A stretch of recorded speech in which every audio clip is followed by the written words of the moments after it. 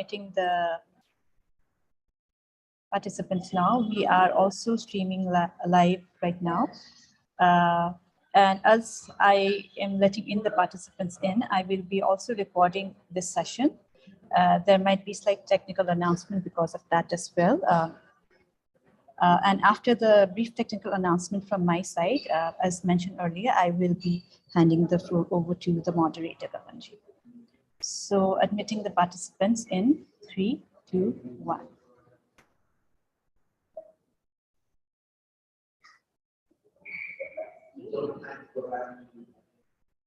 Thank you everyone for joining. I hope all of you have been doing good. So just a brief announcement here. Thank you for joining us for the third United Nations South Asia Forum on Business and Human Rights.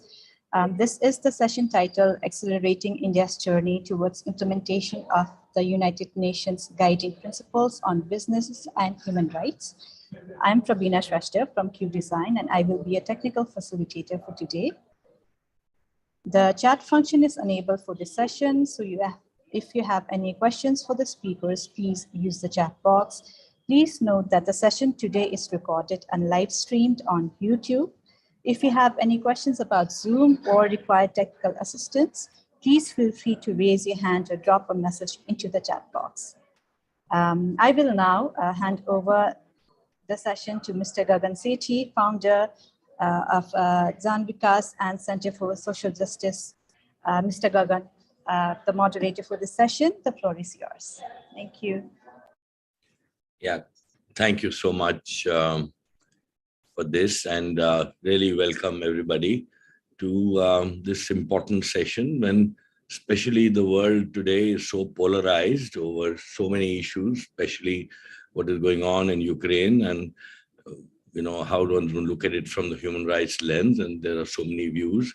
And in that context, to talk of the business and human rights becomes more important because more and more it's business which is informing public policy, and therefore it becomes a bigger driver even than the state. But largely from a state point of view, we look at it in terms of protecting and remedying human rights, and therefore the role of business in that. We have a great lineup for you. We have right from the grassroots of workers' voice from Sumati. We have then Nusrat, who is part of UNDP and looks after business human rights. And then, of course, Dheeraj, who's been at it for years, I know, just data monitoring, tracking, pushing things for better standards. And then, of course, Farhad, Forbes, co-chairman of Forbes Marshall, who's really been the champion of engaging with civil society and within the industry to lead them to do business, not just with human rights, but to do it with a larger conscience. We have him. And then we will have Aruna Chandrasekhar, who's a dear friend and a climate journalist, and therefore brings in the media voice. So I think together we try and see what future directions do we have in a very, very polarized world, and at the moment also in a very, very volatile world. I mean, for me, it's just that we need a better accountability and monitoring system, which is definitely the reason why we want to set standards. But just to give you where we are overarchingly, and this pandemic threw up a visual which sort of shook everybody's conscience, and I think there was a huge response from all sides, civil society, even industry, to respond to it and work with governments. But still, if you look at some of the big parameters, we are, and if I tell you on the hunger index, we are a very hungry nation. We are 101 out of 116. That means from low on, just 15 countries are hungrier than us. That's the big picture. And the recent inequality thing. There's a huge gap between those who have and don't. On the gender gap, and that's why we have Sumati to listen to her. we are 112 out of 153. On the world press freedom, we are 142 out of 180. So if you look at it in totality, I think we have a long way to go. But the good part is that I think the dialogue is on and we are talking from adversarial relationships. We are saying we can't, any one sector, whether it's state, civil society, press or industry, we can't do it alone. We need to talk to each other and find common ground. I think that's the spirit with which we are looking at this meeting today, to find that common ground and to find what would be the solutionings to improve many of these basic standards, and largely looking at it from the human rights framework, but also from the rule of law framework. So thank you once again for joining in. And I'll start by, and as I said, please, your questions in the chat box, and we'll aggregate them and hopefully get some time to then get the panel to respond to it. So can I begin with Sumati, who is a worker? She works in a spinning mill and a member of GETU, a think tank, which is in a sense a union of workers in their area in a small town near Dindigul in Tamil Nadu. She will, of course, speak in Tamil, but we have somebody translating her in English. And Sumati, therefore, a little bit about yourself. Where are you from? When did you start working? Yeah, and where are you working? And in these small mills as well as big companies where you work, in what ways do you feel that business has responded to your rights? Do you feel you are being protected? You as a worker, you as a woman, do you have that space for your full human rights to be fruition? Yeah, Sumati, we are ready to listen to you. Thank you so much for giving us this opportunity to listen right from the grassroots. Over to you, Sumati. எல்லாருக்கும் வணக்கம். என்னோட பேர் சுமதி. நான் திண்டுக்கல் மாவட்டத்துல இருந்து வரேன். நான் வந்து என்னோட 15 வயசுல இருந்தே நான் மில்லுல வந்து வேலை பார்த்துட்டு இருக்கேன். 10வது முடிச்சோடனே போய் வேலைக்கு சேர்ந்துட்டேன். அங்க வந்து ஃபர்ஸ்ட் வேலை தெரியாம போய் வேலை எந்த வேலையும் எனக்கு தெரியாதனால 45 ரூபா சம்பளத்துக்கு ஃபர்ஸ்ட் நான் ஸ்டார்டிங் வேலைக்கு சேர்ந்தேன். அங்க போய் ஒரு வருஷமா ட்ரைனிங் எடுத்து கொடுத்தாங்க. ட்ரைனிங் கொடுத்ததுக்கு 45 ரூபா சம்பளம் வாங்கிட்டு இருந்தேன். அதுக்கப்புறமா 2 வருஷமா வந்து வேலை பழகினதுக்கு அப்புறம் 2 வருஷம் ஒரு மில் ஆப்ரேட் பண்ற அளவுக்கு, ஒரு மிஷின் ஆப்ரேட் பண்ற அளவுக்கு வேலை பழகினதுக்கு அப்புறம் 200 ரூபா சம்பளத்துக்கு அங்க நான் வேலை பார்த்துக்கிட்டு இருந்தேன். அதுக்கப்புறமே அந்த கம்பெனிலேயே வந்து சுமங்கலி ஸ்கீம்னு ஒரு ஸ்கீம் ஆரம்பிச்சிருந்தாங்க. அந்த ஸ்கீம்ல சேர்ந்தா 3 வருஷத்துக்கு வேலை பார்த்தா 68,000 ரூபாய் பணம் கிடைக்கும் அப்படின்னு சொன்னனால நாங்க சேர்ந்தேன். ஆனா சேர்ந்து என்னால கம்ப்ளீட்டா அங்க 3 வருஷம் வேலை பார்க்க முடியல. வேலை பார்க்க முடியாதனால 2 வருஷம் வேலை பார்த்தனால 48,000 ரூபாய் பணம் கொடுத்தாங்க. ஆனாலுமே அங்க வேலைக்கு சேர்ந்து அந்த வேலை தெரிஞ்சதுக்கு அப்புறம் வேலை பார்த்ததுக்கு BF ESC இதெல்லாம் பிடிச்சது எதுவுமே அந்த சுமங்கலி ஸ்கீம் கம்ப்ளீட் பண்ணாதனால எனக்கு கிடைக்கல. இது எதுவுமே எனக்கு கிடைக்கல. இப்ப வந்து நான் ரீசெண்டா பக்கத்துல எங்க ஊர் பக்கத்துலயே ஒரு சின்ன கம்பெனில ஸ்பின்னிங்ல வந்து நான் ஒர்க் பண்ணிட்டு இருக்கேன். கெத்து இந்த 3 வருஷமா கெத்து குரூப்ல நான் ஒரு மெம்பரா நான் ஒர்க் பண்ணிட்டு இருக்கேன். Okay, so my name is Sumati. I studied up to 10th standard. I am working as a mill worker for past 15 years. So due to family circumstances at the age of 15, after completing the 10th standard, I went to work. So initially I worked as a helper for 1 year for ₹45 per day. One day I came to know about Sumangali scheme. In that scheme, if one worked for 3 years, at the end of the 3 years, they will get 68,000. So I started to work under that scheme. I was only able to complete 2.5 years, so I only got 48,000. I didn't receive any PF or ESI for the period I worked for. Currently, I am working in a nearby smaller unit in my nearby living place. So right now my wage is 370. I am an active member of GETU group. Okay. GETU group. Area company, senior company. கெத்து group 2019 March மாசத்துல ஆரம்பிச்சதுல இருந்து அதுல வந்து நான் ஒரு mill workers மூலியமா மில்லுல வேலை பார்க்குற பொண்ணுங்க எல்லாத்தையும் அங்க வந்து கூட்டி வந்து மில்ல நடக்கிற எல்லா பிரச்சனைகளும் நலனுக்காகவும் அதுல என்னென்ன விஷயங்கள் இருக்கு அப்படின்றத பத்தி நான் நிறைய தெரிஞ்சுக்கிட்டேன். அப்புறம் சொல்லட்டுமா இப்போ என்று Okay. So in Get the Group, I came to know about other departments other than spinning. And then through Get the Group, I came to know about what are the rights we are entitled for. As a worker, what are the rights we are entitled for, and other department involved in the garment sector.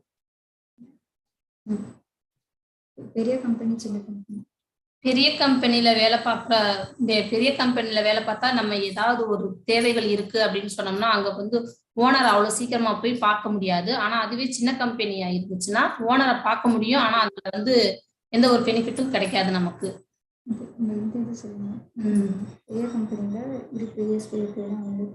பெரிய கம்பெனில போய் வேலை ஸ்டார்டிங்ல இருந்தே அந்த first மாசம் salary வாங்குறப்ப BF-ESC எல்லாம் பிடிச்சிடறாங்க. ஆனா சின்ன கம்பெனில வந்து BF-ESC அப்படின்னா என்ன அப்படின்னு தெரிஞ்சுக்கவே யாருக்குமே அதை பத்தின விஷயம் என்னன்னே தெரியல.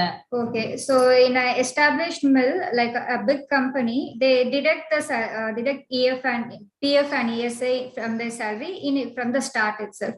But in the smaller units who are subcontractors for these bigger players, they are not aware of PF or ESI. So they are not aware of any other rights related to workers. For example, PF. But Sumati, if I were to come in, so you are saying none of the social security benefits were available to you, and so at the moment you don't have a provident fund, you don't have an ESIS. So if you fall ill, if you fall sick, then what happens? You have to take care of your medical expenses.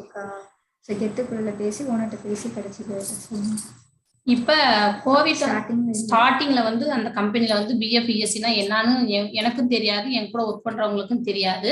ஆனா நான் இங்க கெத்து குரூப்ல வந்து சேர்ந்ததுக்கு அப்புறம் தான் அந்த BF அதை பத்தின யூஸ பத்தி நான் தெரிஞ்சுக்கிட்டு என் கூட வேலை பார்க்கறவங்களுக்கு சொல்லி அதுக்கப்புறம் நாங்க போய் ஓனர்கிட்ட பேசி இப்ப ரீசெண்டா கொஞ்சம் பேத்துக்கு மட்டும், அதுவும் பழைய மெம்பர்ஸ்களுக்கு மட்டுமே அந்த இது பிடிக்கிறாங்க. இப்ப புதுசா வந்து சேர்றவங்களுக்கு யாருக்கு ESI BF-லாம் பிடிக்கிறது கிடையாது. Okay, so earlier, I was also not aware of PF or ESI, and my co-workers also don't know anything about this. After Get the Group, I came to know about what are the entitlements I have, and we discussed as a group, and we approached owner. Right now, after the COVID only, we got our PF and ESI. Okay. So your PF and all has started only just now, and all your 15 years, nothing. So உங்க PF எல்லாம் இப்பதான் start ஆச்சு. 15 வருஷமா வேலை செஞ்சீங்களா? அதுக்கு எதுவுமே கிடைக்கல. பெரிய கம்பெனிகள்ல வேலை பார்த்த வரைக்குமே அந்த BF-ESC வாங்க முடியுது. ஆனா அந்த சின்ன கம்பெனிகள்ல நாங்க அதுல வந்து பெரிய கம்பெனி அப்படின்னா 7 மணி ஷிஃப்ட் ஆரம்பிக்குது அப்படின்னு சொன்னா 5:30 6 மணி அந்த டயத்துக்குலாம் மில்லு வண்டி வந்ததுனால அந்த கம்பெனிக்கு மேக்சிமம் யாரும் அவ்வளவு பக்கத்துல இருக்கவங்க தான் போறாங்க, லாங்ல இருக்கவங்க எல்லாம் போக மாட்டாங்க. அது பக்கத்துல இருக்கு அப்படின்றதுக்காக இந்த இதுலயே போய்கிட்டோம், பக்கத்துல அந்த சம்பளத்துக்கு வந்து சம்பளம் கிடைச்சா போதும் அப்படின்ற மாதிரி அதுக்கு போய் சேர்ந்துடுறாங்க. அந்த பெரிய கம்பெனினா போனே கிடைச்சிடும், சின்ன கம்பெனில நான் உங்களுக்கு இந்த இது இருக்கனால BF இதெல்லாம் கிடைக்கிறது இல்லை. So only in big companies they deduct PF and ESI. Why we choose smaller units though we get PF and ESI in bigger units? Because smaller units are nearby our living place. So we are choosing the smaller units, though we are not getting PF or ESI. For bigger companies, we have to travel. So we have to get a travel cost. So we have to pay for the travel also. So instead of that, though we don't get any PF or ESI, we choose smaller units, the subcontractors of bigger partners. Okay. And Sumati, my one question, as a woman, as compared to men, is there any difference in the way workers are treated? One, and two, how do you see your future as a worker and a woman worker? How do you move on and ahead? Do you see a future of yourself? Okay, so நீங்க வேலை செய்யற இடத்துல ஆண்களையும் பெண்களையும் சமமா நடத்துறாங்களா இல்ல ஏதாவது difference இருக்கா? நீங்க ஒரு வுமன் ஒர்க்கரா உங்க ஃபியூச்சர் எப்படி பாக்குறீங்க? சொல்லுங்க. ஒரு கம்பெனில எந்த கம்பெனிலயுமே பசங்க ஆம்பளை பசங்க ஜென்ஸ் ஒரு மாதிரியும் லேடிஸ் ஒரு மாதிரியும் தான் இது பண்ணுவாங்க. ஜென்ஸுக்கு வந்து என் சம்பளம் வந்து கூட. அதே வேலை தான் நாங்களும் பாக்குறோம். இப்ப நாங்க வந்து 350 ரூபா சம்பளம் வாங்குறோம் அப்படின்னு சொன்னா அதுல அவங்களுக்கு வந்து 500 ரூபாய் 550 இந்த அளவுக்கு அவங்களுக்கு சம்பளம் கொடுக்குறாங்க. ஆனா அதே வேலை தான் நாங்களும் பாக்குறோம். அதுக்கப்புறம் வந்து பாத்ரூம் பத்தி சொல்லட்டுமா? So yes, there is a difference between men and women. Though we do the same work the men are doing, we get only 350 rupees, whereas men will get 500 rupees. So this problem, this disparity in wage exists in all the mills, not only in smaller units, even in surrounding mills also this problem exists. அதுக்கப்புறம் ஒரு கம்பெனில வந்து ஒரு 200 பேர் வேலை பார்க்கறாங்க அப்படின்னு சொல்லி சொன்னா அந்த பக்கம் வந்து 10 பாத்ரூம் தான் இருக்கு. ஆனா அந்த 10ல 1-2 தான் இருக்கு. அந்த இதுல வந்து கொடுக்குற டைம் வந்து 10 நிமிஷம் தான் கொடுக்குறாங்க. அந்த 10 நிமிஷத்துக்குள்ள எல்லாரும் போயிட்டு வர்றதுக்கு அந்த கொஞ்சம் ரெஸ்ட் எடுக்கிறதுக்கான டைம்லாம் கிடைக்க மாட்டேங்குது. அது கொஞ்சம் இதா இருந்தா கொஞ்சம் நல்லா இருக்கும். Okay, so even in bigger companies or in smaller units, we don't have enough facilities like for toilets or restrooms. In a place where 200 people are working, we only have one bathroom for 2 bathrooms at the least, 2 toilets for men and women. So in a 10 minutes break, we are not able to use it also. In smaller units, the toilet will be there for namesake. It's not functional too. At least in bigger companies, the toilets are functional. They give certain facilities and safety gears are there. But in smaller units, it is also not there for namesake also. So if these issues are cleared or if these issues are resolved, I will be happy to work. Yeah, thank you, Sumati, for this. But one last question. I'm still saying, how do you see your thing, doing the same thing forever? Or do you see yourself becoming a supervisor or, becoming or continue to be a worker? So நீங்க வந்து இன்னும் ஒரு 5 வருஷத்துல mill ஒர்க்கராவே தான் இருப்பீங்களா இல்ல நீங்க ஒரு சூப்பர்வைசரா மாறுவீங்களா இல்ல எப்படி நீங்க ஃபியூச்சர்ல உங்களை எப்படி பாக்குறீங்க? இப்ப ஒரு கம்பெனில வேலை பார்க்கறோம் அப்படின்னு சொல்லி சொன்னா அந்த கம்பெனில நம்ம எல்லா டிபார்ட்மெண்ட்டுமே வேலை தெரிஞ்சுக்கிட்டோம் அப்படின்னு சொல்லி சொன்னா அவங்கள வந்து மேஸ்திரி, அதுக்கப்புறம் மேஸ்திரி அப்போ ஒரு 5 வருஷமா மேஸ்திரியா இருந்துட்டாங்க, இங்க இதே கம்பெனில தான் இருக்காங்க அப்படின்னு சொன்னா அவங்களுக்கு வந்து எந்த ஊருமே படிச்சிருக்காங்க படிக்கல அதெல்லாம் பார்க்க மாட்டாங்க. நான் மேஸ்திரியா தான் இருக்கேன். இப்ப வந்து நான் அங்கேயே அந்த கம்பெனிலேயே வேலை பார்த்துட்டு இருக்கேன். அந்த கம்பெனியோட ஃபுல் எல்லாமே காலையில ஓனர் யாரும் இருக்க மாட்டாங்க இல்ல அப்படின்னு சொன்னா ஃபுல்லா எல்லாமே நான் என்னோட கண்ட்ரோல் நான் தான் பார்த்துக்கிற மாதிரி இருக்கும். அங்க வந்து சூப்பர்வைசர் போட மாட்டாங்க சின்ன கம்பெனிகள்ல. அதே பெரிய கம்பெனிகள்ல எப்படின்னா பெரிய கம்பெனில வந்து அதே லக்கம் இருக்காங்க அப்படின்னா 10 வருஷம் இருந்துச்சா அந்த லக்கம் மேஸ்திரியா இருக்காங்க, அப்படியே அவங்க சூப்பர்வைசரா போட்டுருவாங்க, அடுத்த அப்படியே மேனேஜர். அந்த மாதிரி போஸ்டிங் வந்து ஒரு சில பெரிய கம்பெனில வந்து அப்படி போட்டுட்டு இருக்காங்க. So I can climb the hierarchy when I know about all the departments, not only the spinning, but I should have a knowledge about all the other departments too. And then I will become we call it in Tamil Mestri, that is like supervisor. So it's like a leader kind of thing. So I aim to be there. So once I complete my 5 years of service in the same company, I will be able to reach that point. All right. Okay. So thank you so much, Sumati. And I always think any conversations must begin by listening to voices on the ground, that you came, and please hold on. In the end, we may have questions. So please be on the line with us. But one thing I always keep saying when I listen to people who work on the ground is it teaches us to think with the heart and not think with the mind. So I hope this is how we begin this today's session and we move on to the next. Nusrat, you are there, and Nusrat Khan is in UNDP. She's a business and human rights specialist and has worked earlier with many other spaces and comes here now.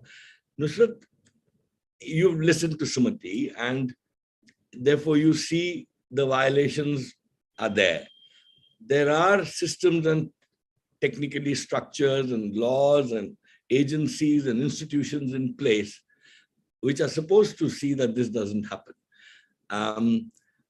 in your own experience and in your own field of study, which are those institutions which are the enablers who don't do their job, or some of them who do their job well, but can't do them because of other reasons. So what is the unlocking process that we need to do with which institutions so that we can move on and sort out some of these core issues? Nusrat, over to you. Thanks, Gagan, and thank you so much, Sumati, for sort of laying it bare. So many human rights issues and risks that workers face on the ground in real time, and this in itself is the essence of business and human rights and the challenges that we aim to sort of overcome. But to sort of address your question, Gagan, there are quite a few actors who play a very critical role in sort of preventing, identifying, and mitigating business-related human rights risks in India and worldwide. But today, because the conversation is limited to India, I would sort of highlight and name a few institutions who could play a very a larger role, even bigger than what they currently are playing. And first, I mean, of course, there is the state's role, which is a very clearly defined role. We have the state has the primary duty to protect human rights of all stakeholders who may be adversely impacted by business operations. This is clearly laid down in multiple laws in our constitution, but also the UN guiding principle, Pillar 1, speaks directly to this responsibility of states. And I think at a national level, the biggest manifestation of, say, the government of India's commitment to the UN guiding principle is the National Action Plan on Business and Human Rights. Now, we all know that this document is currently under development at the national level. We had a zero draft that was released in 2018 by the Ministry of Corporate Affairs, and since between 2018 and now, there's been a wide stakeholder consultation process that's happened. And a lot of civil society organizations, which work so closely with workers and with the informal workforce and other beneficiaries as well, have made massive contributions in terms of inputs to the document. So I think what is critical here is, and the NAP in India is also, at least the zero draft mirrors the UNGP framework of Pillar 1, state duty to protect, corporate responsibility to respect, and Pillar 3, what we talk about today, access to remedy. And I think a good national action plan by the state should have a strong Pillar 3 focus, which sort of makes sure that there are robust mechanisms for remediation of people impacted adversely by business operations. This, of course, includes both state and non-state mechanisms. And I'll first talk about state mechanisms. Of course, we have the judicial system of the country, which is the ultimate last mile as far as access to justice is concerned. And on that front itself, there are a couple of actions that the state must sort of invest heavily on, whether it's judicial infrastructure or judicial appointments, adequate appointments, and even training of judges. I mean, specifically on business and human rights, it's critical to have the labor tribunals, the labor courts, and the national green tribunals, judicial forums which have a direct linkage to business and human rights issues, to be up and functioning in the most effective manner, the most efficient manner, and be very easily accessible to populations. Then I think training of judges, like I mentioned, is also very, very critical. It's important for the state to sort of invest in capacity building of judicial officers right from the district level to the high courts, to the Supreme Courts, on key business and human rights priorities for India. This is understood, of course, in a more disjointed manner at the judicial level. But what would be important is to sort of orient them and build capacity to sort of support their adjudication of business and human rights issues in the most meaningful, effective manner, and also align to our laws, our constitutional promises, as well as our international commitments, whether under the UNGP or other conventions.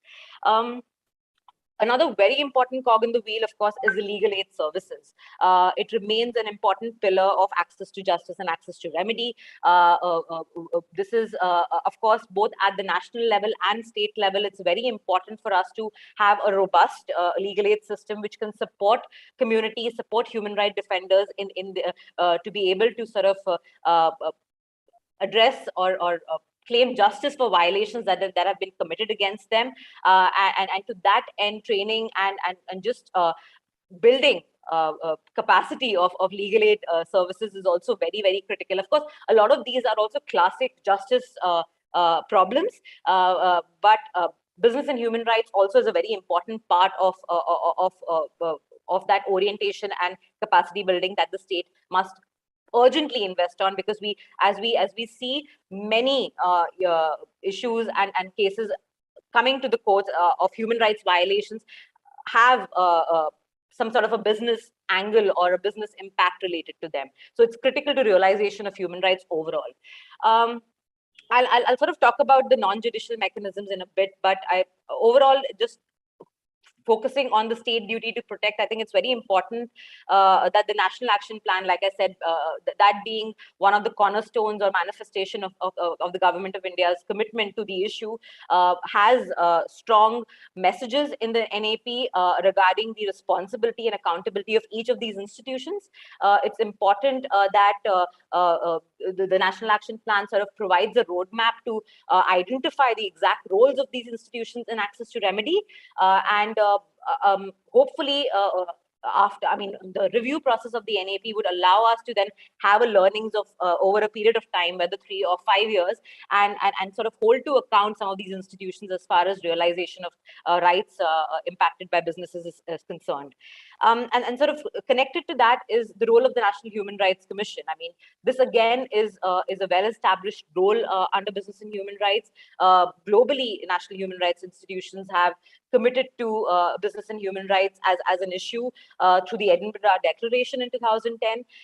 There's also the role of NHRC, or rather NHRIs, is well established under Pillar 3 vis-a-vis access to remedy.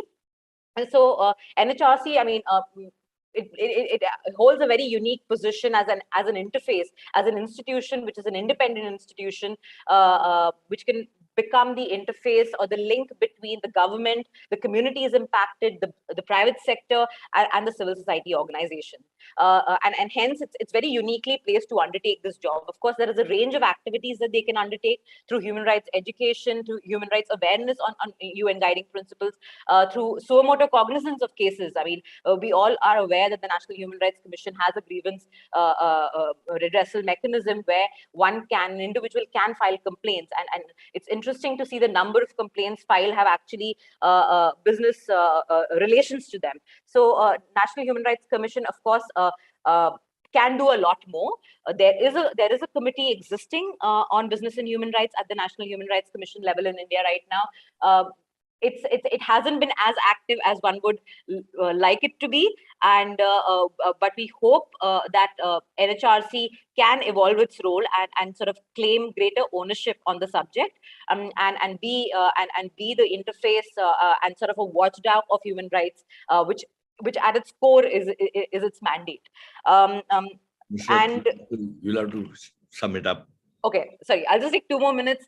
Of course, there are state human rights commissions also, which have an aligned role and a very similar role on the process. And finally, I'll just talk a little bit about the role of private sector themselves. I mean, this is essentially the first point of contact where human rights risks emerge. And I think it's important for the private sector to sort of have an accessible grievance redressal mechanism where they can actually hear out problems, and a lot of them may actually be resolved at the very first level itself.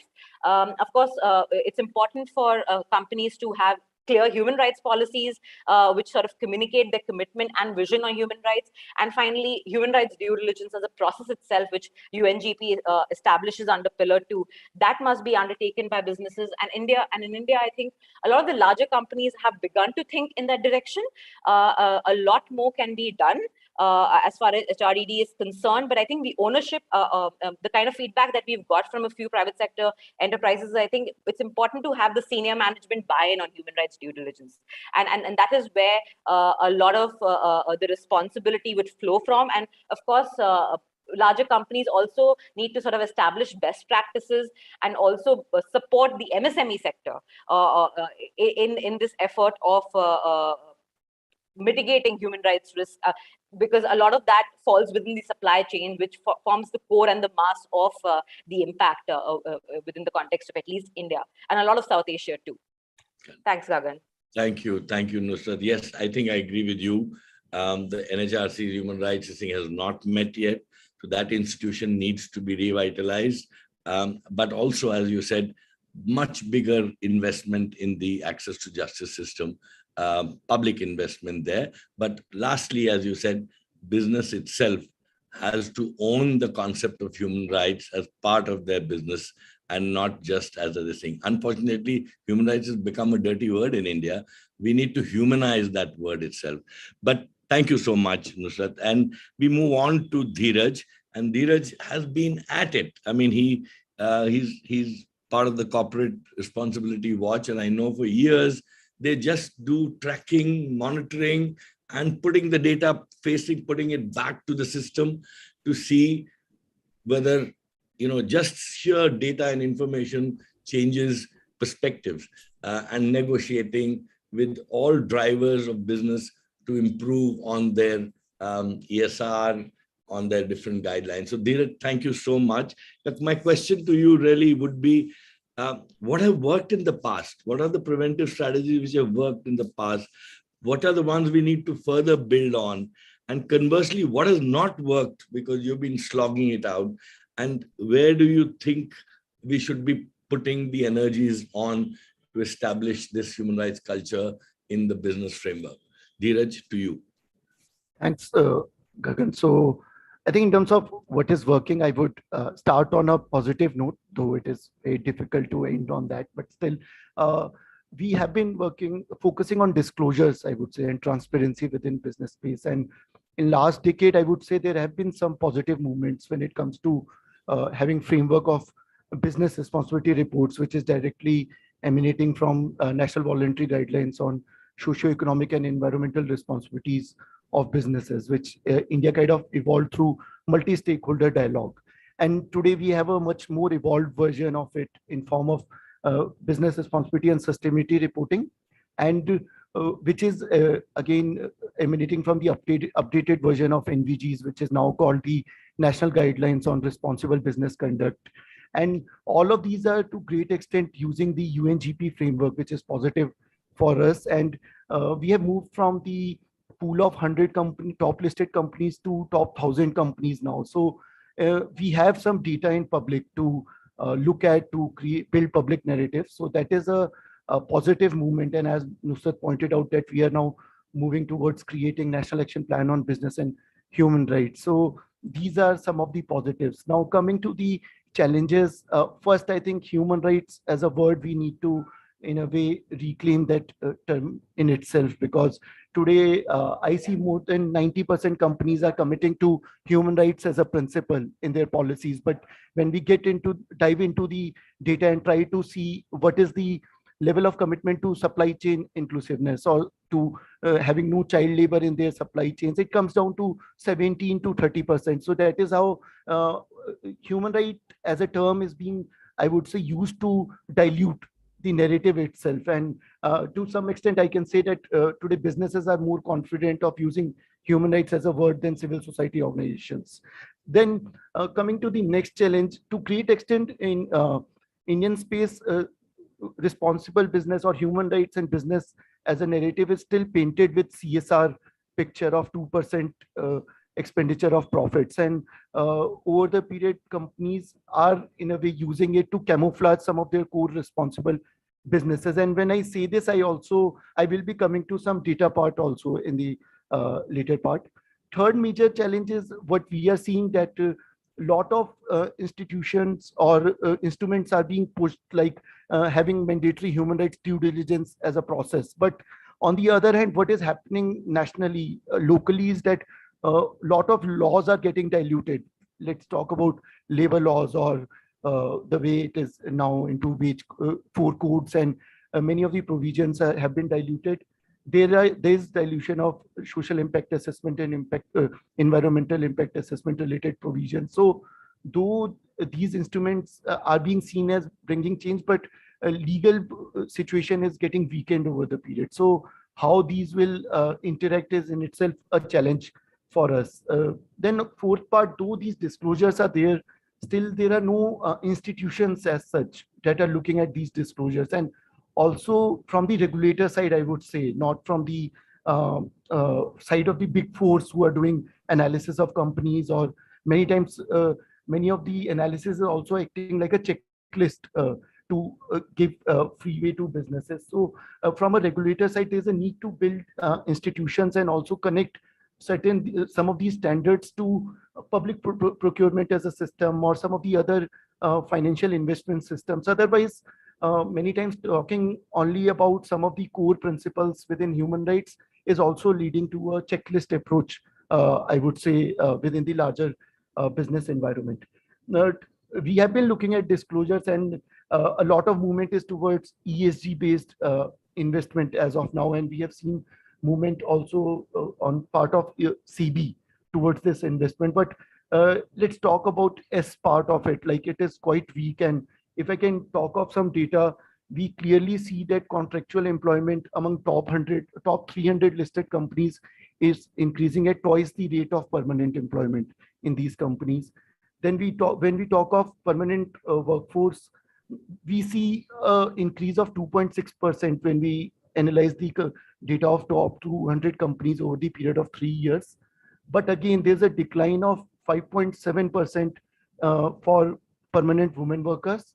Then there's a decline of 2.9% for persons with disabilities in the permanent workforce. So then talking about wage inequality, if we look at Nifty 50 companies and the research done by Professor Ritika Kheda on that many of the top companies are showing that median employee wages and top paid executives payment ratios are 1:500 times in the companies. So this is the level of inequality, I would say, and which is also kind of complemented with many other reports that are already there in public.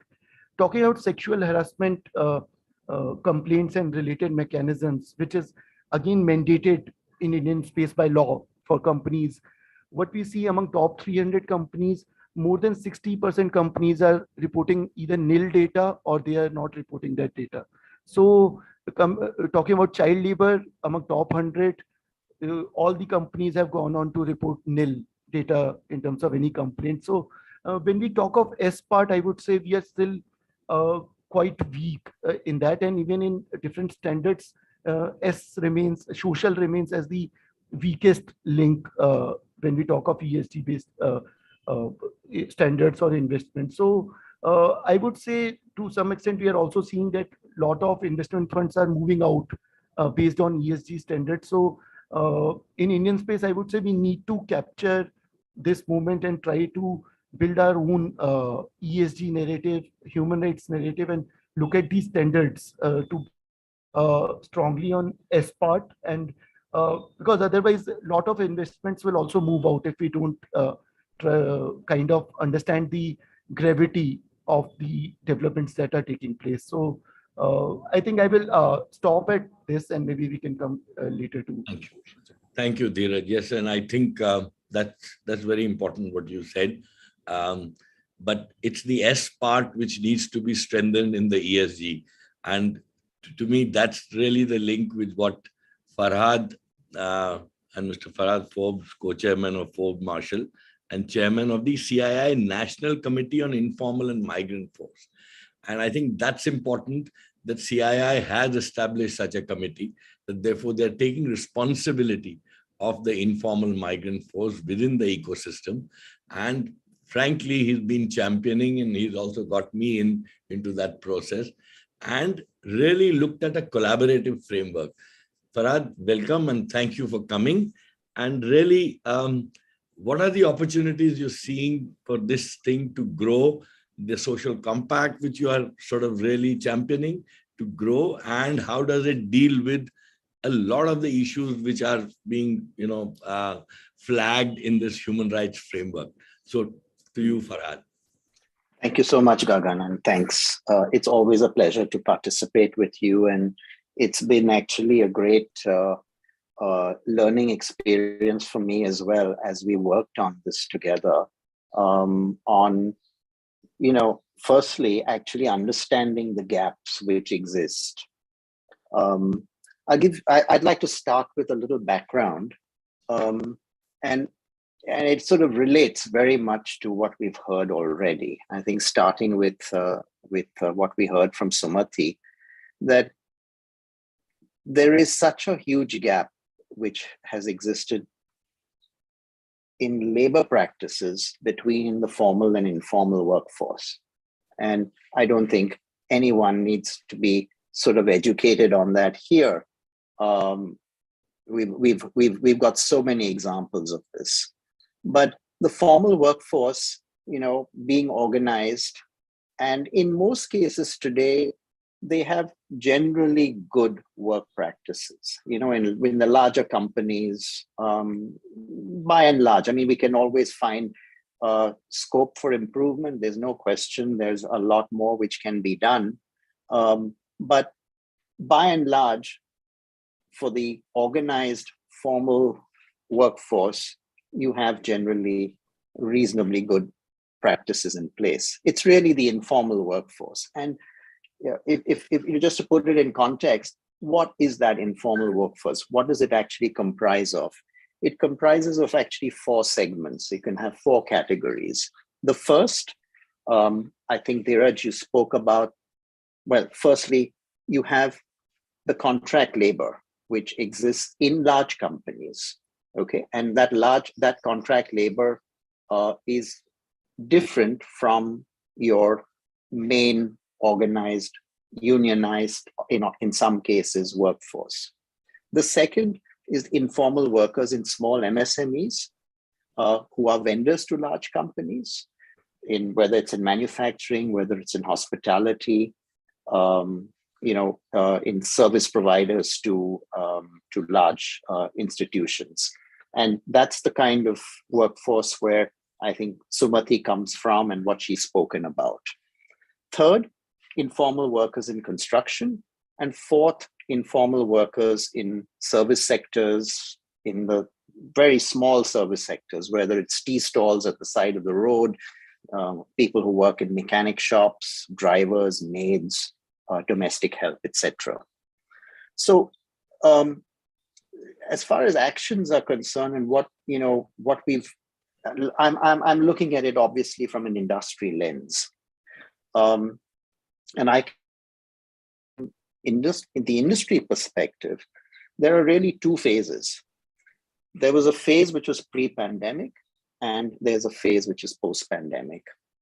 Pre-pandemic, and I know within CII itself, we had already put in place several efforts to improve working conditions for that first category. The category which is contract labor, which work in large companies.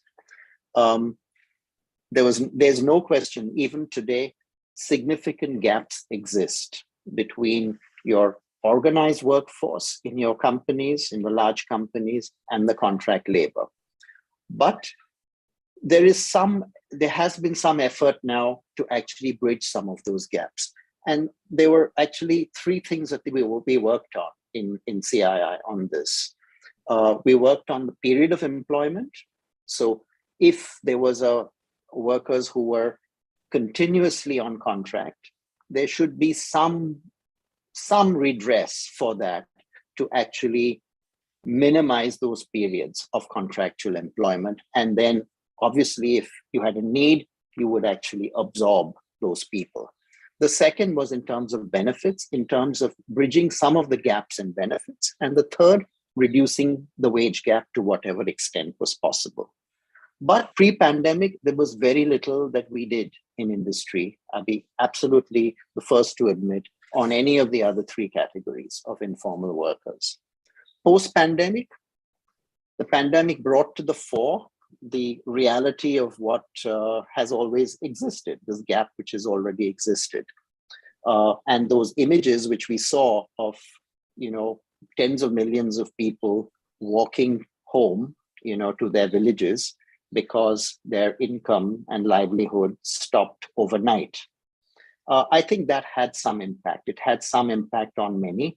It had a very significant impact on me and many of my colleagues as well at the time. And it brought a group of us together, group of us from industry together, to actually then see what could we actually do. And that's where we were connected together by Dasra. And that's how through Dasra, we have engaged with people like Gagan, Rajiv Khandelwal in Ajivika, and the other NGOs who have knowledge and expertise in this whole segment of informal and migrant workers. And that's how the social compact was framed. So Gagan spoke about it briefly. I would just like to just tell you what it comprises of. I'm just mindful of the time here. We decided together, it was a group of pilot companies which got together along with a few NGOs, and we came up with 6 broad areas that we should address. Wages, and here focusing on a living wage as opposed to a minimum wage, trying to move away from ticking the box and, complying with legal provisions, but actually looking at what was actually required. Second was safety in the workplace. Third was, again, gender parity. We heard, again, very vivid example of this right at the start of this program. Fourth, health, whether it's ESI or what other provision that the company could make for this. Fifth, access to entitlements. And sixth was essentially upskilling to enable, upliftment of people. Now, the main focus here was not so much of what we would do in our own large companies, but the focus was actually to work on the supply chain, work with key vendors initially so each of us who are part of this pilot have listed out a certain set of vendors, and actually then looking at all these 6 parameters within the supply chain, within our vendor base. And the idea is that we have actually in CI, we've created this subcommittee, this committee on informal and migrant workforce. And the idea is to actually take it to all our CII companies, to get them to actually buy into this, to become part of the social compact, and to make an impact on that second category, which is actually the informal workers who work for many of our vendors. One thing which this has really shown is that it's really brought together, it's actually shown that these are things where you need to work together with people. And I think that's really what we have benefited from. We have actually, in our own organization, Forbes Marshall, we have actually set up a worker facilitation center, which is in the vicinity of where our company is located in Chakan, which is near Pune. And the idea is actually to enable workers in all the small units, the small vendor units in that area, to be able to come to the center. And it's also a mobile center, so we actually go to where the MSMEs are and actually provide services to them. Okay, so that's one thing, and we're trying to now scale this in other areas where CII has their skill centers, and actually trying to see how we can actually scale the impact through that.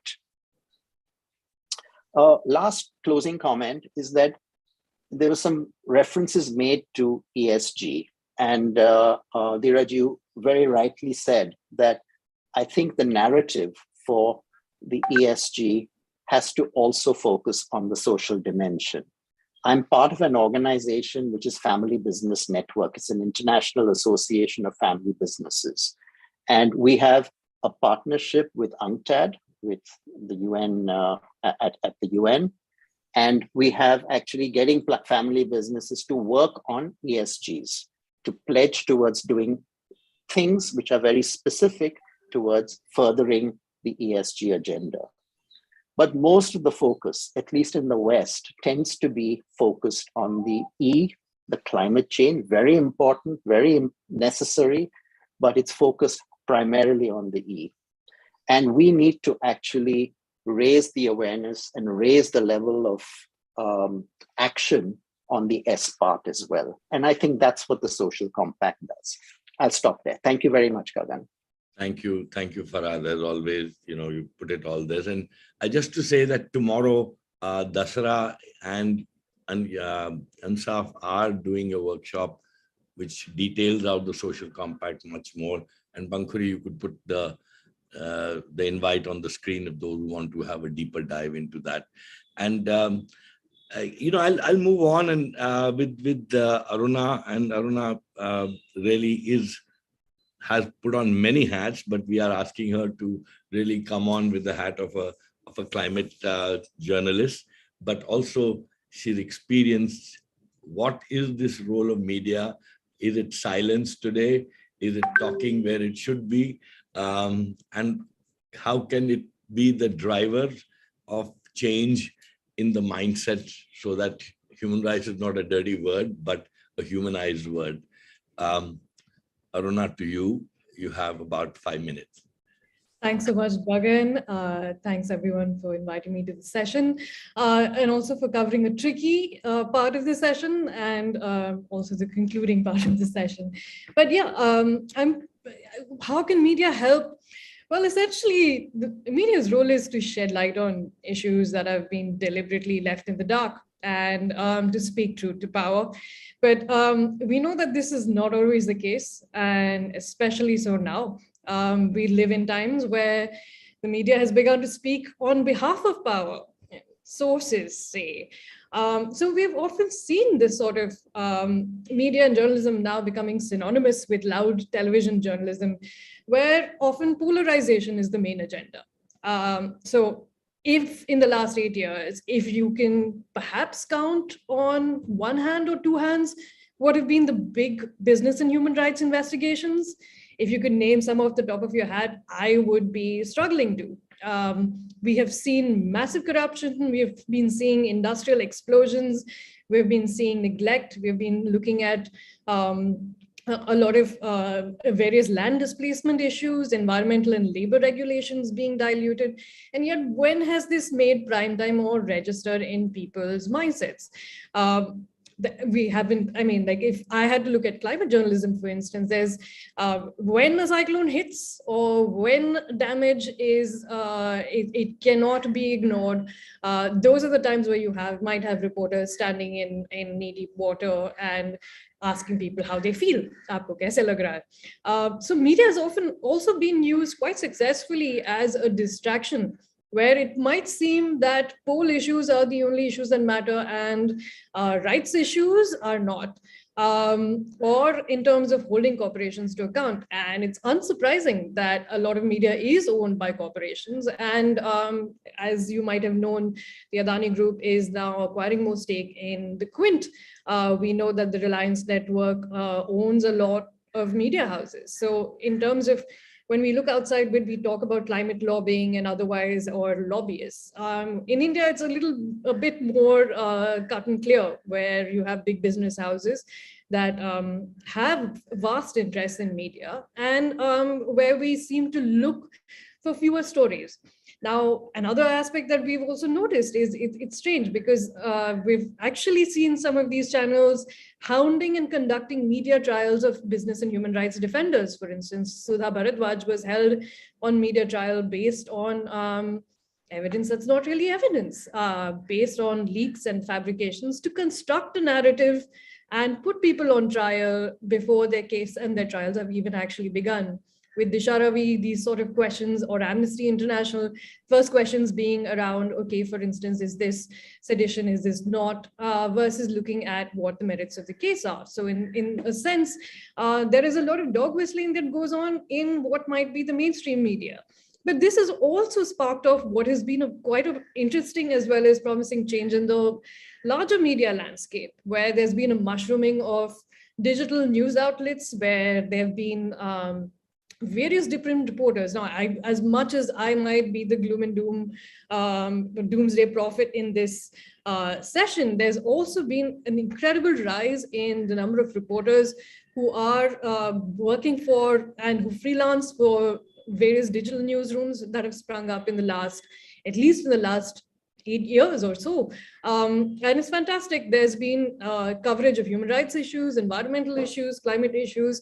And it's the sort of thing that even gives my, cold black heart sometimes a small spark of hope, because there's more reporting than ever. The only problem is that a large amount of it is on the internet, and a large amount of this needs to be syndicated, needs to be translated, and to get out there, because you're jostling for space where you can switch your TV on and it takes you to Republic, or it might. So how do you get news out to people that can be empowered to make those decisions? So you also do see a lot of journalists as well trying to freelance for foreign publications, but it's freelancers who are putting their necks on the line very often. What has also happened on ground is the shuttering of a lot of bureaus. Like you might see who was formerly a Jharkhand or a Chhattisgarh correspondent. Many newspapers no longer have that. They no longer have people who are dedicated to a beat, whether it is climate, whether it's environment. Those things are seen as luxuries, or to even have people in critical states where large industry operates, and to be able to consistently report on that. And we're not just talking about, again, we're not just talking about mainstream papers, we're also talking about pink papers. Like if Live Mint or Bloomberg and others don't have people, we used to have, Business Standard also being able to report and send in things on what happens at a public hearing for a mine. You would have someone from these states pitch in and write up, okay, even if there is a line saying that people have opposed the hearing, or there was police violence which is seen here. Now, even those basic reports which are useful for investors, those seem to be being missed out on. So a large amount of the mantle does rely on freelancers and does require and digital newsrooms are trying their best, but they're stretched on capacity. And again, with restrictions in media investments, they are forced to, so I might write for a publication, I might also be paying for my subscription and also contributing for their journalism fund. So you see the paradox out here. But at the same time, there has been progress on issues which connect, and business and human rights issues that connect with people. For instance, climate, air pollution, vaccines, food delivery. So you've been seeing, again, people talking about why do we have 3-minute delivery, right? Or why are we asking for?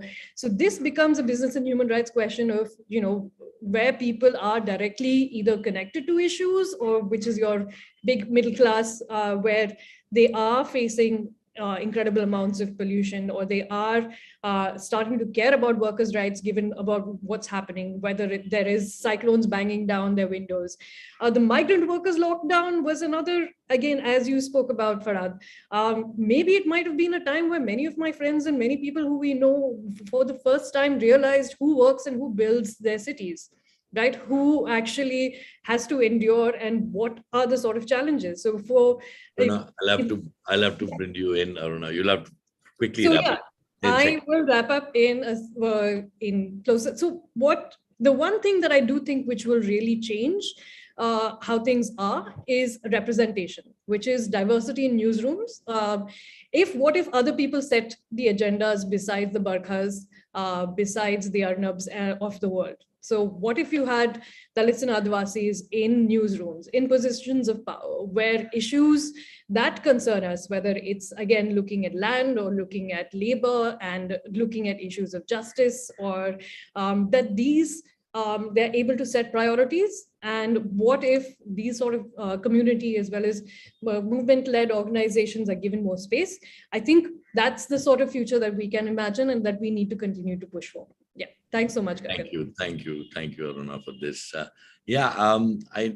thank you to the host and Preet for extending this for the next 15 minutes. So we can take questions if there are, and I will be guided by the technical facilitators as to who have raised their hands and can go by asking questions. You could be specific or to which speaker you would like the question, or if it's a general question, I could direct it to any speaker. Yeah.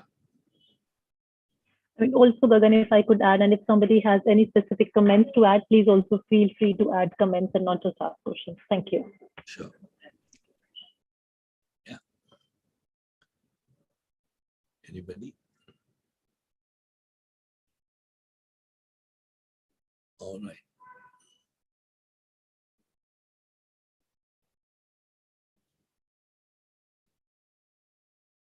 Is there anybody? Another few seconds for those who want to come in.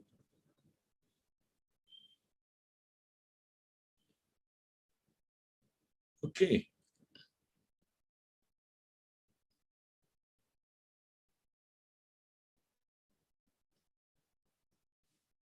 All right. If I see nobody, I see that there has been listening, and for me, my takeaway really always is that this issue is how do you think from the heart, as I keep saying. And Farhad, in a sense, started that process where you're thinking, but you're also looking at heart. Okay, so I see a hand raised. Madhusudan? Okay. Yes. Yeah, can you come in? Can you hear me? Yeah. My humble suggestion is if we are talking about Adani and them, but what if they contribute positively towards human rights in businesses? I mean, this is the first time they are coming, right? So why not observe? Mm-hmm. Why should we be pessimistic and negative? My suggestion, I don't know. I think this might be directed at me. I'm not sure for the first time what are they coming into, because they seem to have been ubiquitous in various different industries and have whether it's airports, whether it's mining, and their violations of law have been really well documented. So yeah, it's like saying that, okay, you've violated everything everywhere. No. I'm not saying like that, but then supposing maybe unknown to us, they may be like the previous businessmen, they may be having some indirect influences in state governments, maybe. Don't you think so in the sense these people may be a lesser evil when compared to their predecessors? Don't you think? I think this the question of entirely of lesser evil will lead us to that's what I'm saying. Various because all businesses have some sort of pressure, or they have their own self-interest.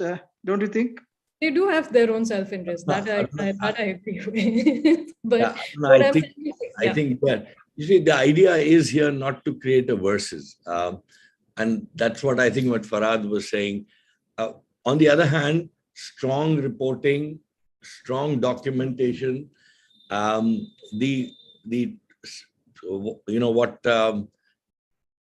So for example, what Nusrat was saying, you need the institutional frameworks are in place to look at violations, and that it comes through a proper way, and therefore we are not just talking about stories or this is right or wrong. Data should speak, and monitoring. There must be balances and checks. We need balances and checks independent of the businesses. And that's what I think we are trying to say, that balance checks and balance institutions should be strengthened, and business should also support that process. Thank you. Willingly engage in that process. Because there is no way we can be independent of business. I think we'll wait for others. Thank you, Murtaza. Sure. Gagan, I think there are 2 questions in the chat. If maybe I could read, or if you want to read, and perhaps Sure. I think I'll actually pose both the questions and open to any of the speakers who would like to answer. The first question is on what would you say is the way forward for business? And I think the second is from Ishwarya. It says, how can greater accountability be ensured? So perhaps Nusrat, if you want to start, and then we can bring in other, I mean, whatever question you want to take. Both the questions are there in the chat if you want to read again, and then others can join too as well. Thank you. Thanks, Harpreet. Taking the first question, I think the way forward for businesses is, I think, to sort of, again, start with sort of realizing the value in respecting human rights of all stakeholders that are involved in their business operations, whether it's employees, communities they work with, or within which they operate. I think there's a very strong case for business sustainability and business growth in also respect for human rights. And of course, there's sort of enough evidence to sort of showcase that respect for human rights also sort of builds investor confidence. So that could sort of realize into capital inflow for your business operation. It also translates to better consumer faith in the product itself.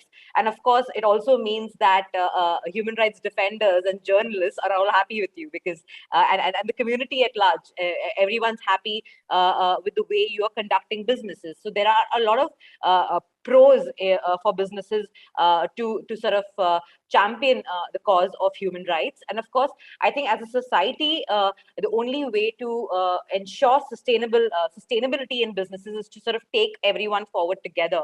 And that's the only way we would achieve our commitment to the sustainable development goals, which is basically about the balance in life and in general, the future that we're leaving for the younger generation. So I think the first step is for the businesses to sort of realize the value and ownership on human rights protection and respect within their operations, and of course incorporate some of the tools and mechanisms to help them do that. Like I said, identifying human rights risks and that they may adversely impact on is a continuous process, and they must start through tools like human rights due diligence, and of course it's not a perfect science, so ensuring perfection at the first go may not be the answer, but I think it's important for businesses to start the process and listen to stakeholders, external and internal, in making sure that all their operations remain respectful of human rights of everyone involved, which means senior management needs to sort of buy into the agenda and commit itself to protection, make sure that the employees internally are well aware of the human rights ethos of the company, and they know how to translate that into businesses on a regular day-to-day basis across operations, whether it's procurement or it's human resources, etc. So I think that's one way. And greater accountability, I think that's a tricky one. I mean, of course, the state needs to make sure that the institutions are strong enough so that they can do their job properly. I guess once the institutions are strong enough in terms of understanding of business and human rights issues, capacity to undertake that job, I think that accountability would be ensured automatically. That would be my response. Thank you, Nusrat. There was also a question on whether NHRC and it, as an institution, is making any difference in this phrase. And I think you had mentioned right in the earlier part, you said how proactive has the NHRC been in ensuring remedy? How is it dealing with enforceability challenge? Frankly, those of us who are involved with it, and I was part of it, of NHRC as a special monitoring group during the earthquake and then the communal violence, it's heartening to say that they have a committee which has terms of reference on business and human rights. There are amazing people on that committee, people like Shankar Venkateshwaran, Viraf, there's so many of them. But the flip side is it hasn't met till now. And of course, the reason given was the pandemic that they haven't met. But I think that if you know the cascading system of NHRC goes to SHRC, and if you you actually read the NHRC Act, these issues are very much part of their mandate. However, their response time is so slow because they have so many thousands of applications which are not related to business, but a criminal justice system. And they can't even handle that in terms of atrocities on Dalits, on tribals, forest issues. But the fact is they've not yet got their act together, but it must work because it's an independent institution. And I keep saying business should invest in the rule of law, means it should invest in policing systems, better human rights institutions, is for their own sake. And not just a CSR. This is the public argument I'm making. And, that's where I welcomed what initiatives a few champions like Farhad have taken to put, say, the whole SOCO as one way to dialogue, understand, and then change because there is innately an idea to change. But I think, on the other hand, what Dheeraj is doing is very important, as that pushing for guidelines, pushing for disclosure under the BRSR, and seeing to it that those who are champions are putting their best, and you are setting standards which are, in a sense, better to improve this whole ecosystem. And as somebody rightly said, if you see the muck, and I travel down the line, the muck is in these MSME sector, but they are part of a value chain of the big industry. So therefore, it are institutions like CIIs and FICCIs who have to take this as their moral and ethical responsibility and not just their legal responsibility. Harpreet, you want to say something? Sure. Thanks, Gagan. I just wanted to, in fact, invite Dheeraj to respond to this question on NHRC because Dheeraj, you've been working very closely with NHRC and you've worked particularly in this space with them. So if you want to also add on this, and if I think there's another question on the chat, which is what is the response we are seeing from the supply chain on business and human rights? If anybody would like to answer that one, but perhaps Dheeraj, you can take the floor. I think that really would be our last question. But thank you so much. All right. So Dheeraj, you on NHRC, if anything else you have to add, and then Farhad on how is the supply chain this thing before we end.